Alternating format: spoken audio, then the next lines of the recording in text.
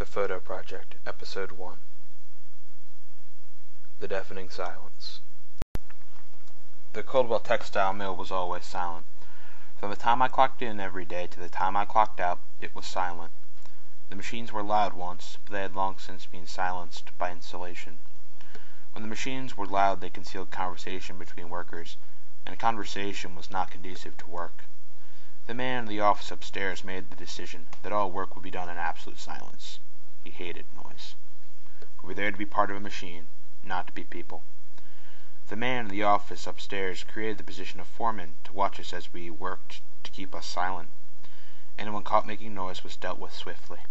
Every day the foreman passed back and forth in between the machines, watching for any signs of noise and putting an end to it. I kept my eyes on my machine, and I kept silent.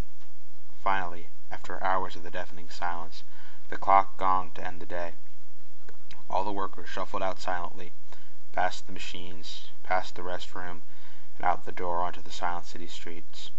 The lights of the city were all that illuminated the streets. All kept silent to keep from offending the man in the office upstairs or the foreman. Some walked to a local bar, others went home to their families, but all remained silent until they got to their destinations. I was heading to a different place, a better place. I walked through the dark silence of the night until I made it to my destination, the sea. The sand was covered in snow, but I could still find what I wanted. The waves crashed onto the beach with a deafening noise.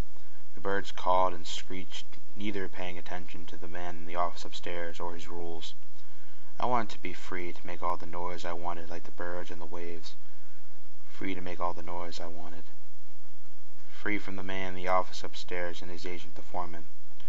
I wanted it more than I've ever wanted anything else in the world.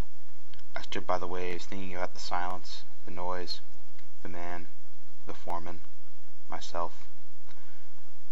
I had to get out. I had to be free.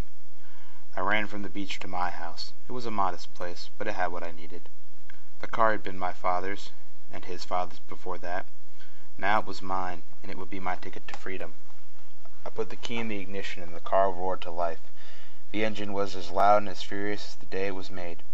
I revved the engine and sped out of the city, making all the noise I could. I drove past the textile mills with the horn blaring. Once I was out of the city, I didn't stop. I drove and drove, past towns and villages, past other factories with other silent workers. Finally, I was in the country. The fields were large and empty. I kept going. Finally, the car ran out of gas. I was in the middle of nowhere, with no way back, but I was happy. I was free. I got out of the car and walked into the field to my left. The grass grew up to my knees. I walked into the middle and laid down. The sun warmed my body as I stared up into the sky. The wind blew all around me, filling my ears and the world around me with noise. The birds above me were chirping and singing. I was free. Free as the birds to fly through the sky and go where I wanted. Free as the wind and the waves to fill the world with noise. I was free. Thanks for watching. I hope you enjoyed it. One thing, this takes a lot more time than I thought it would. This took 5 tries to get right.